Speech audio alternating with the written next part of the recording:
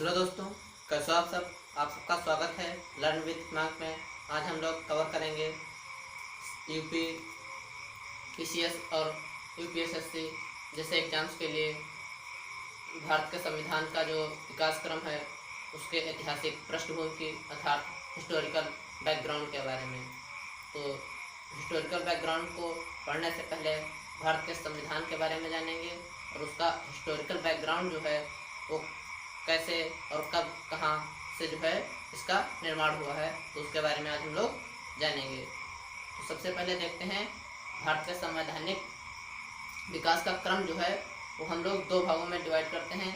एक है कंपनी का शासन और एक है ताज का शासन अर्थात ब्रिटिश क्राउन का शासन। तो अगर इस क्रम को पढ़ने से पहले हम लोग जानेंगे कंपनी के शासन के बारे में।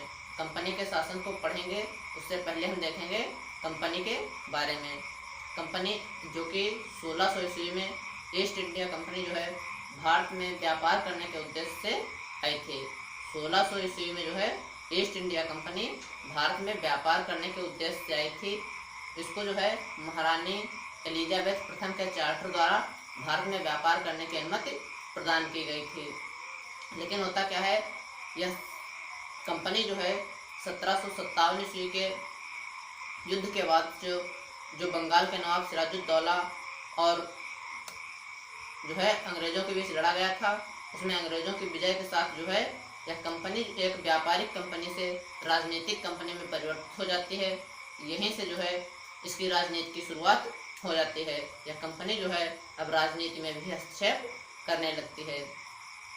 सन 1665 ईस्वी में इसने क्या किया, बंगाल, बिहार और उड़ीसा के राजस्व और दीवानी के अधिकार क्षेत्र को भी प्राप्त कर लिया और इस तरीके से जो है इसका राजनीतिक सफर की शुरुआत यहाँ से हो जाती है और धीरे धीरे यह कंपनी जो है भारत में अपना शासन सत्ता चलाने लगती है।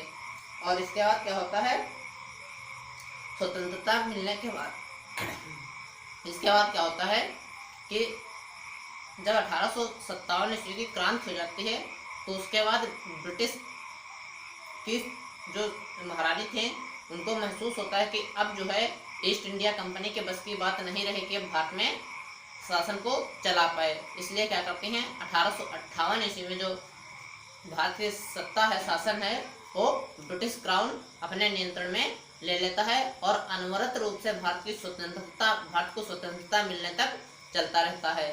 तो इस प्रकार से हम लोग देखते हैं कि भारत का जो संवैधानिक विकास का क्रम जो है वो दो कालक्रमों में विभाजित होता है। एक होता है कंपनी का शासन और एक है ताज का शासन। कंपनी का शासन जो है वो 1773 ईस्वी से 1858 ईस्वी तक माना जाता है और जो ताज का शासन अर्थात ब्रिटिश क्राउन का शासन जिसे कहते हैं वो 1858 से लेकर के भारत को स्वतंत्रता मिलने अर्थात 15 अगस्त 1947 ईस्वी तक माना जाता है। तो सबसे पहले आप देखेंगे ब्रिटिश ईस्ट इंडिया कंपनी को नियंत्रित करने के लिए जो है शक्तियों को नियंत्रित करने के लिए एक ब्रिटिश संसद द्वारा एक एक्ट लाया गया, उसको कहा गया 1773 ईस्वी का रेगुलेटिंग एक्ट।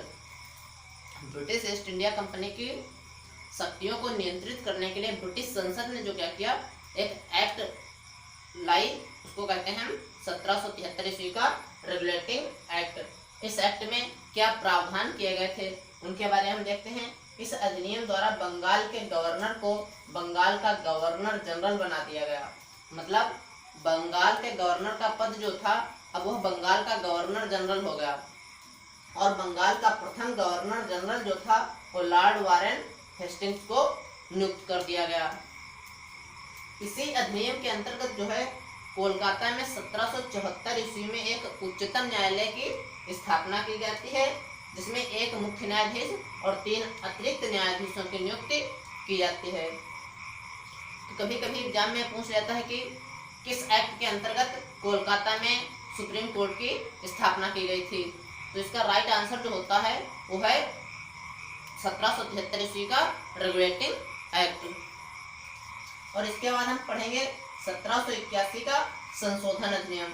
1781 का संशोधन अधिनियम जो है वो रेगुलेटिंग एक्ट से ही संबंधित था। 1773 ईस्वी के रेगुलेटिंग एक्ट को संशोधित करके जो अधिनियम लाया गया उसको कहते हैं हम 1781 का संशोधन अधिनियम। इस कानून को बंदोबस्त कानून के नाम से भी जाना जाता है। यह कानून जो है बंदोबस्त कानून के रूप में भी जाना जाता है। इस कानून द्वारा कलकत्ता के सभी निवासियों को सर्वोच्च न्यायालय के अधिकार क्षेत्र के अंतर्गत कर दिया गया। इस कानून द्वारा क्या किया गया, कलकत्ता के जो निवासी थे उनको सर्वोच्च न्यायालय के अधिकार क्षेत्र के अंतर्गत कर दिया गया। अब उनके जो वाद या मामलों का निपटारा जो है इस सर्वोच्च न्यायालय के अंतर्गत किया जाएगा। इसमें यह भी व्यवस्था की गई कि हिंदुओं को उनके निजी कानूनों के हिसाब से उनके मामलों का निपटारा किया जाएगा और मुस्लिमों का निपटारा जो है उनके निजी कानूनों के हिसाब से किया जाएगा। कहने का मतलब यह है कि हिंदुओं के जितने मामले होंगे उनका निपटारा हिंदुओं के जो कानून हैं उनके हिसाब से होगा और मुस्लिमों का जो निपटारा है उनका निपटारा जो है मुस्लिमों द्वारा बनाए गए कानून के हिसाब से उनकी सुनवाई की जाएगी इस कोर्ट में। उसके बाद हम आते हैं 1786 ईस्वी के अधिनियम के बारे में। 1786 ईस्वी का अधिनियम, 1786 ईस्वी के अधिनियम में है लॉर्ड कॉर्नवालिस को बंगाल का गवर्नर जनरल नियुक्त किया गया, लेकिन उसने इस पद को स्वीकार करने के लिए निम्न 2 शर्तें रख दी। क्या हुआ, उसने क्या किया, 1786 ईस्वी में जब लॉर्ड कॉर्नवालिस को बंगाल का गवर्नर जनरल नियुक्त किया जाता है तो वो इस पद को स्वीकार करने के लिए 2 शर्तों को रखता है। उसकी पहली शर्त यह थी कि उसे विशेष मामलों में काउंसिल के निर्णयों को न मानने का अधिकार हो, अर्थात उसकी जो काउंसिल है वह विशेष मामलों में किसी भी निर्णय काउंसिल के निर्णय को नहीं मानेगा। और उसका दूसरी शर्त यह थी कि उसे सेनापति अथवा कमांडर इन चीफ का पद भी दिया जाए। उसकी दूसरी शर्त यह थी कि उसे सेनापति अर्थात कमांडर इन चीफ का भी पद दिया जाए। तो आज इस वीडियो में हम लोग इतना ही पढ़ेंगे, आगे जानेंगे इसके अगले अधिनियम के बारे में। तो आपको हमारी यह वीडियो कैसी लगी कमेंट बॉक्स में जरूर बताएं। चैनल पर पहली बार है तो चैनल को सब्सक्राइब करें, वीडियो लाइक करें और शेयर करें। धन्यवाद।